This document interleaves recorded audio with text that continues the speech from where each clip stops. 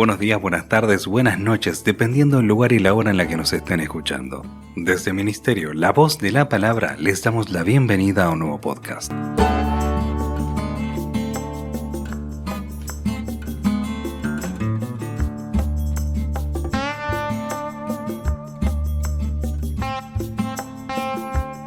El 27 de abril del año 1975 no sería un día más, sino que pasó a ser parte de la historia grande de la Fórmula 1, por varios motivos que vamos a contar a continuación.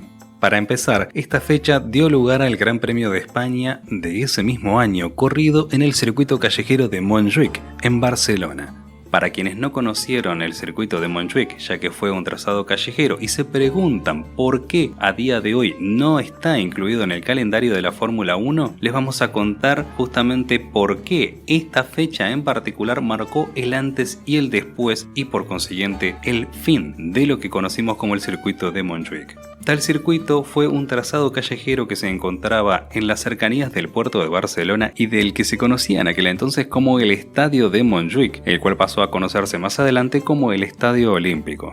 Precisamente en la zona del Estadio Olímpico se encontraba, valga la redundancia, la recta del estadio, que tenía una particularidad, tenía unos saltos, es decir, subidas y bajadas tan bruscas que los monoplazas de Fórmula 1 incluso se despegaban hasta 5 centímetros del suelo. Por favor, tengan en cuenta este dato porque les va a servir más adelante. Ahora bien, ¿por qué el Gran Premio de España de 1975 precisamente en ese circuito fue conocido como un Gran Premio tan polémico? Precisamente por las precarias medidas de seguridad que se tomaron al respecto, ya que inclusive tenían los guardrails sostenidos con escasos tornillos, remaches y algunos ni siquiera tenían nada de eso. De más está decir que esto provocó la desaprobación de los pilotos y el deseo manifestado a través de una votación de que no querían correr, encabezados todos ellos por Emerson Fittipaldi, el cual en ese año era el líder del campeonato. Los organizadores del Gran Premio se excusaron diciendo de que no tenían el tiempo suficiente, pero eso no fue lo más insólito, sino que los organizadores amenazaron a los equipos y a sus respectivos pilotos con una demanda por incumplir las condiciones del contrato, debido a las cuales se iba a disputar ese Gran Premio, e inclusive los amenazaron con que la Guardia Civil Española les iba a confiscar los monoplazas a los respectivos equipos.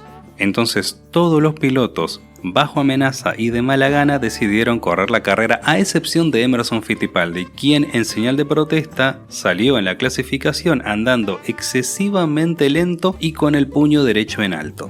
De más está decir que él decidió no disputar la carrera el domingo. Justamente ese mismo día domingo, Niki Lauda y Claire Regazzoni se compartían las primeras posiciones con la Ferrari, seguidas de Mario Andretti con el Lotus. Curiosamente, estos tres se accidentaron en la primera curva y tuvieron que abandonar la carrera, cediéndole el liderato de la carrera a un desconocido Rolf Stommelen, quien conducía un Hale Ford. Todo venía bien hasta ahí para Rolf Stommelen, hasta que en la vuelta 25, rodando por la recta del estadio, ¿se acuerdan que les mencioné la recta del estadio? Precisamente una de esas subidas y bajadas tan bruscas hicieron que el alerón trasero se le desprenda, yendo contra los guardrails que, como habíamos mencionado anteriormente, estaban de manera muy precaria dispuestos y provocando lo que fue una de las tragedias más grandes de la historia de la Fórmula 1. Esto ocasionó la muerte de un periodista, un bombero y 2 comisarios y más tarde una quinta víctima, la cual falleció en el hospital. Para sorpresa de quienes estaban viendo la carrera por televisión y de quienes estaban presentes en las gradas, Rolf Stommelen sobrevivió al accidente. 4 vueltas después, más precisamente en la vuelta 29, se dio por cancelada la carrera, dando como vencedor a Jochen Mass, quien conducía un McLaren. Precisamente el alemán tuvo su primera y única victoria en la Fórmula 1 en este Gran Premio de España.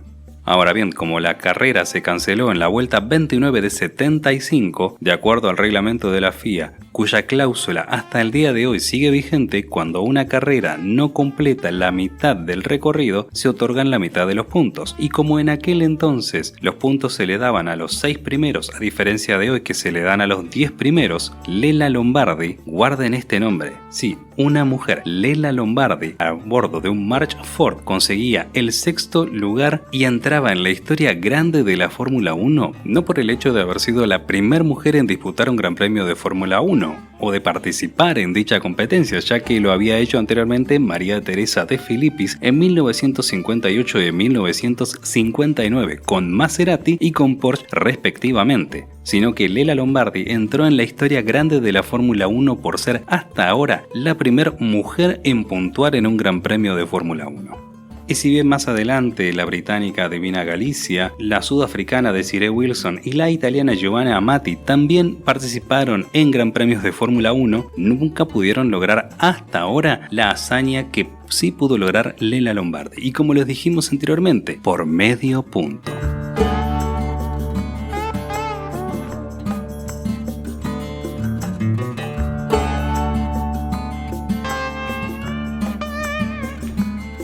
Ahora quiero que me acompañen a otra fecha también muy significativa, más precisamente un 3 de junio de 1984 donde se disputaba el Gran Premio de Mónaco.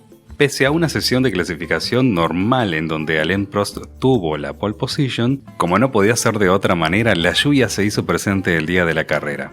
Para quienes no están familiarizados con lo que representa el Gran Premio de Mónaco, independientemente de los años que lleva en la máxima categoría y por ende la tradición que ello conlleva, Mónaco siempre ha sido un dolor de cabeza para muchos pilotos, teniendo en cuenta de que como es un circuito callejero relativamente angosto y que tiene pocas escapatorias, el hecho de rodar a más de 200 km por hora al filo de los guardrails, y si a eso encima le sumamos el condimento de la lluvia, hace de Mónaco realmente un circuito muy desafiante.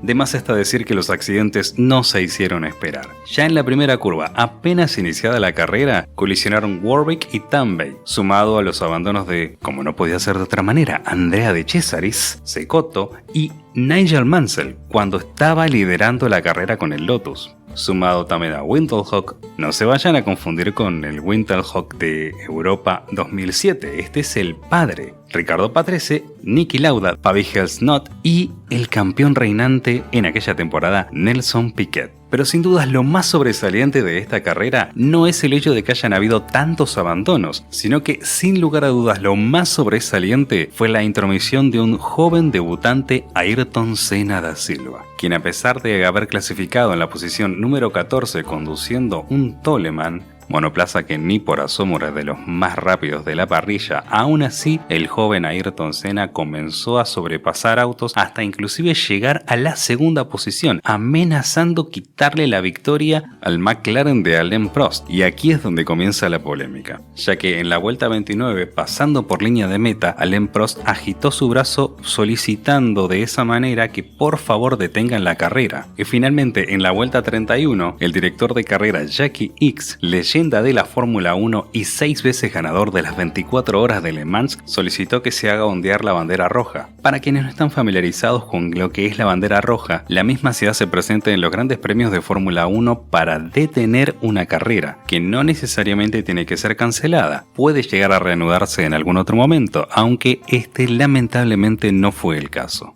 Y a partir de aquí parten dos teorías. Por un lado, que la decisión de Jackie Ickx de haber cancelado la carrera fue por presión de Jean-Marie Balestre, quien era presidente de la FIA en aquel entonces, de nacionalidad francesa, y de quien se decía que Alain Prost era su protegido. La otra teoría tiene que ver con que tanto Alain Prost como Jackie Ickx eran accionarios de Porsche, teniendo en cuenta de que Jackie Ickx competía con Porsche en el Campeonato Mundial de Resistencia, aunque esa teoría no tenía mucho sustento como la anterior. Sea cual fuere el caso, la cuestión es que la carrera finalizó en la vuelta 31 de 59, con lo cual tenemos una situación idéntica a la que sucedió en el Gran Premio de España de 1975. Al no haberse completado el 75% de la totalidad de las vueltas, se terminaron otorgando a los pilotos la mitad de los puntos, con lo cual Alain Prost se llevó la victoria con 4,5 puntos. Y si te lo estás preguntando, así es, Alain Prost perdió el Campeonato Mundial de Fórmula 1 de 1984 por medio punto. Así es que tenemos dos historias planteadas en contextos distintos y con finales distintos, ambas mantienen un denominador común, nada más y nada menos que medio punto. Mi pregunta es, querido amigo, querida amiga, ¿qué representa un medio punto en tu vida? ¿Qué detalle en tu vida sentís que necesitas aprovechar al máximo para poder llegar a lograr un resultado significativo en tu vida? ¿O qué detalle estás pasando por alto que no te está permitiendo avanzar hacia la realización de tus sueños y metas? Porque déjame decirte algo. Lela Lombardi quedó en la historia grande de la Fórmula 1 no por el hecho de ser mujer, ni tampoco por ser la primera mujer en haber puntuado, sino por haber tomado la oportunidad de poder llegar a lograr ese medio punto que le permitió dejar su nombre inmortalizado en la categoría reina del automovilismo mundial. Es por eso que es necesario que entiendas de que lo que Dios está poniendo delante de tu camino y la manera en cómo vos puedas llegar a aprender a discernir qué oportunidades son y qué tenés que hacer para poder aprovechar esas oportunidades va a estar sujeta a la manera en cómo vos determines encarar cada día. Y sin lugar a dudas, la otra cara de la moneda representada en el desenlace del Campeonato Mundial de Fórmula 1 de 1984 nos muestra una magnitud más que significativa de hasta qué punto puede llegar a ser perjudicial el hecho de que no aprovechemos oportunidades, el hecho de que descuidemos detalles que tal vez para nosotros no tengan nada de relevancia, pero que sí pueden llegar a traer graves consecuencias a futuro. Y me refiero a cuestiones básicas como por ejemplo la salud, el aprovechar una determinada etapa de nuestra vida para poder desarrollarnos como profesionales, entre muchas otras cosas. Por último, y no por ello menos importante, hacer mención a un detalle crucial de lo que significó el Gran Premio de España de 1975, porque toda esa tragedia que si bien trajo ese dato curioso, el cual mencionamos anteriormente con relación a Lela Lombardi, también a su vez trajo una terrible tragedia por un insignificante descuido. Insignificante por lo menos para los organizadores de ese gran premio, refiriéndome obviamente a la manera precaria en cómo estaban dispuestos los guardrails. Ahora yo quiero hacerte esta pregunta.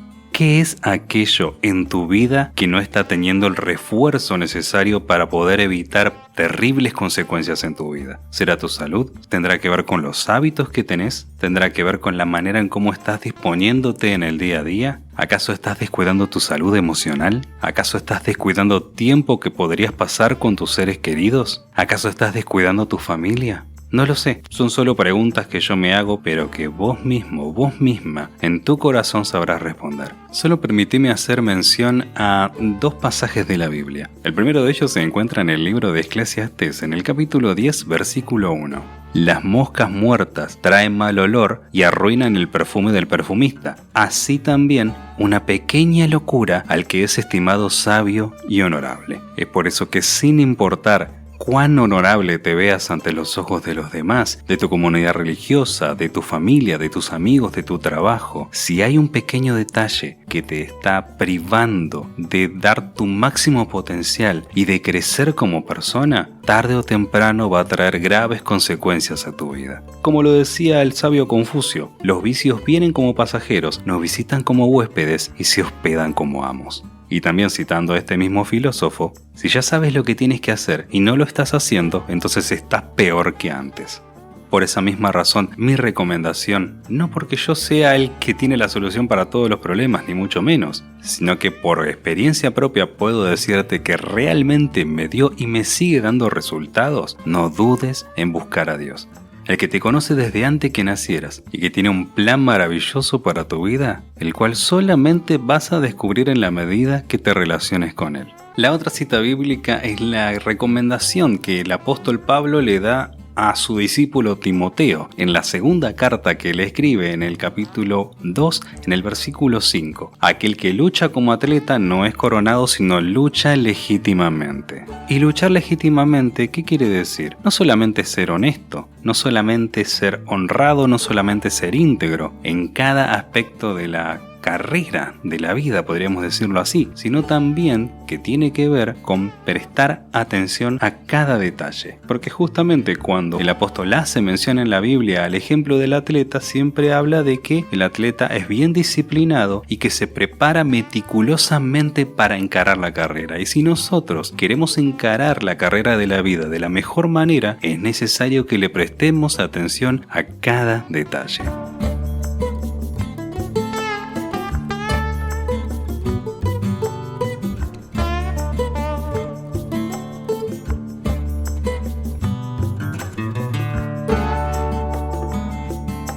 Si te gustó este podcast, compartilo con tus contactos. Recordá seguirnos en cada una de nuestras redes sociales. Te ha hablado Johnny Carrazán en nombre de Ministerio La Voz de la Palabra, deseándote que Dios te bendiga.